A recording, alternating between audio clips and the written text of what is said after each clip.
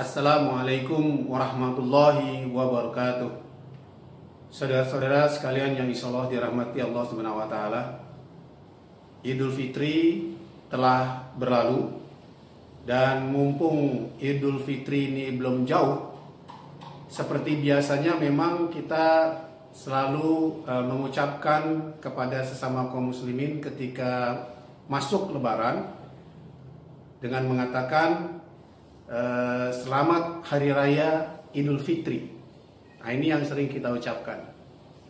Namun menariknya adalah kalau kita sedikit mau berpikir agak lebih dalam tentang yang namanya fitri itu, yaitu fitrah. Seringkali kita memang menyebutkannya bahwa kita kaum muslimin setelah menjalani puasa selama sebulan penuh dan melaksanakan berbagai macam aktivitas ibadah di sepanjang bulan Ramadan, lalu kita semua saling mengucapkan mudah-mudahan kita kembali keadaan fitrah, ya, atau fitri, seperti halnya bayi yang baru dilahirkan.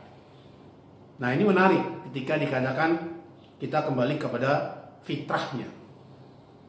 Namun kalau begitu, sebenarnya kalau kita mau tanyakan sedikit lebih dalam, bahwa kalau kita memang pada saat di Idul Fitri itu kita merasa sudah kembali kepada fitrahnya, seperti bayi yang baru dilahirkan, kira-kira fitrahnya kita itu akan bisa bertahan berapa lama ya?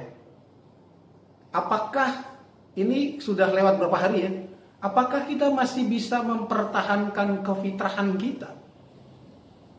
Ya. Atau jangan-jangan malah baru sehari saja berlalu Idul Fitri, maka kita mungkin fitrah kita ya sudah lenyap begitu saja bersama dengan berlalunya Idul Fitri itu.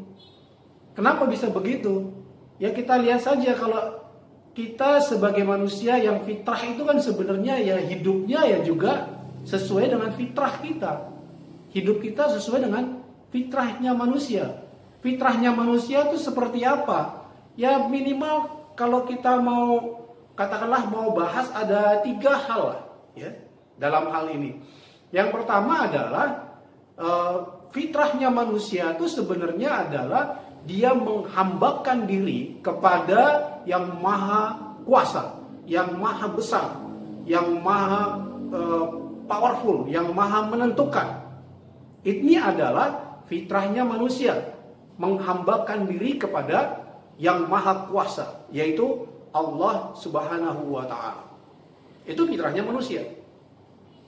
Tapi apa yang terjadi setelah Idul Fitri ini? Apakah kita betul-betul kembali ke fitrah? Artinya hidup kita juga sesuai dengan fitrah kita, yang mana kita akan senantiasa menghambakan diri kita kepada Allah Subhanahu wa ta'ala. Coba kita lihat aja gitu ya. Nah, sekarang setelah Idul Fitri ini, apakah betul kita bisa bertahan terus menghambakan diri kita kepada Allah Subhanahu wa taala? Jangan-jangan kita menghambakan diri kita kepada yang lain. Kepada Allah hanya tempat mengadukan persoalan kita. Ketika kita ada masalah, lalu kita mengadukan persoalan kita atau masalah kita kepada Allah Subhanahu wa taala. Tetapi apakah kita ada rasa takut dengan Allah Subhanahu wa taala pasca Idul Fitri ini? Nah, kalau kita punya rasa takut dengan Allah Subhanahu wa taala, insya Allah hidup kita bisa sesuai dengan fitrah. Ya.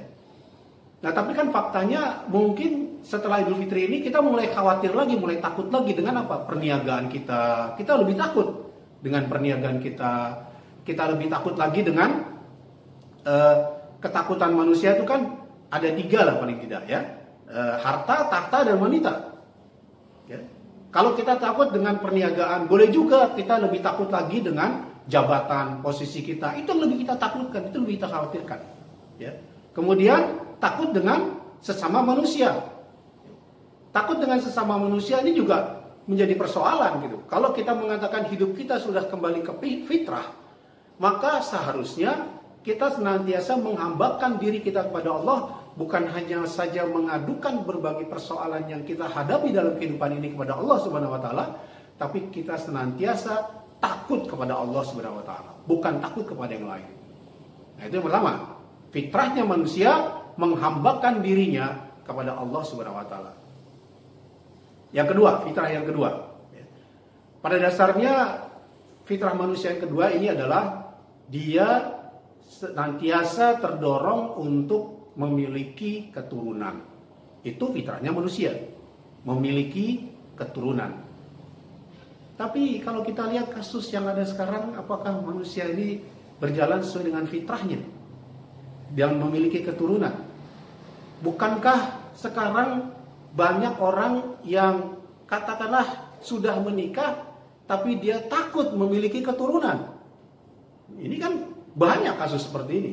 Takut memiliki keturunan, takut kalau nggak sanggup membiayai anaknya untuk bisa hidup lebih baik lagi. Ini adalah ketakutan yang boleh jadi ketakutan yang tidak sesuai dengan fitrah kita. Akhirnya apa? Kita tidak fitrahnya karena apa? Karena kita dorongan untuk memiliki keturunan itu bisa hilang.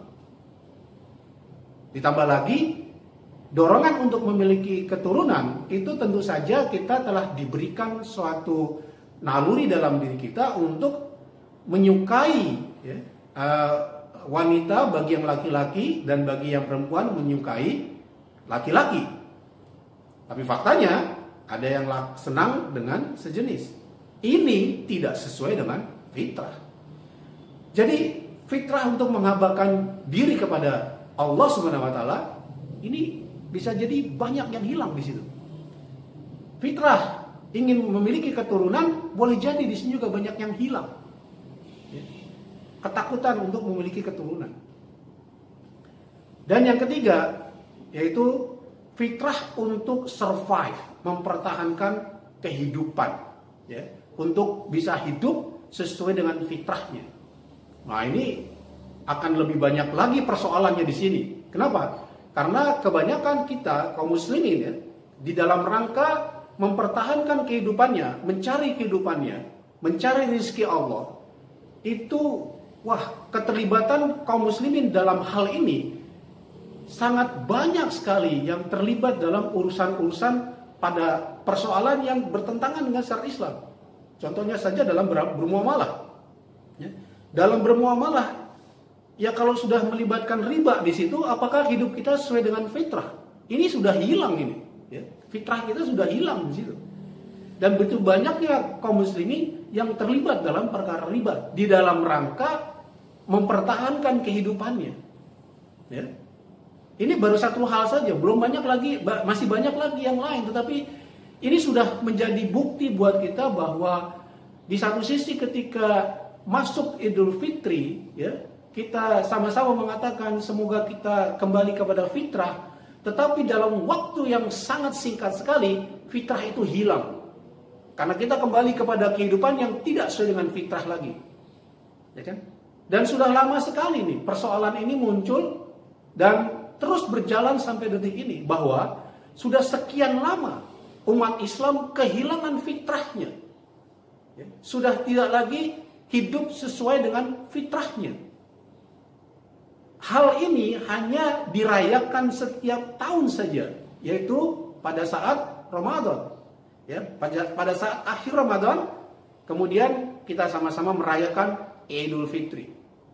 Tapi setelah itu, selang satu hari saja, kehidupan kita kembali tidak lagi sesuai dengan fitrah. Oleh karena itu, kaum muslimin sekalian, ini harusnya menjadi concern kita semua, bahwa kita semua seharusnya memiliki suatu harapan dan tuntutan bahwa kita harusnya hidup sesuai dengan fitrah kita. Apakah mungkin kita bisa hidup sesuai dengan fitrah kita? Sangat mungkin sekali. Karena umat Islam yang segitu banyaknya punya kemampuan untuk bisa mengembalikan kehidupan ini sesuai dengan fitrahnya. Kalau kita mau melakukannya. Tapi kalau kita berdiam diri, tentu saja akan sampai nanti kita mati, hidup kita tidak sesuai dengan fitrah kita. Maka sadarilah ini dan marilah bersama-sama kita berjuang untuk kembali kepada fitrah kita. Allahu a'lam bishawab. Assalamualaikum warahmatullahi wabarakatuh.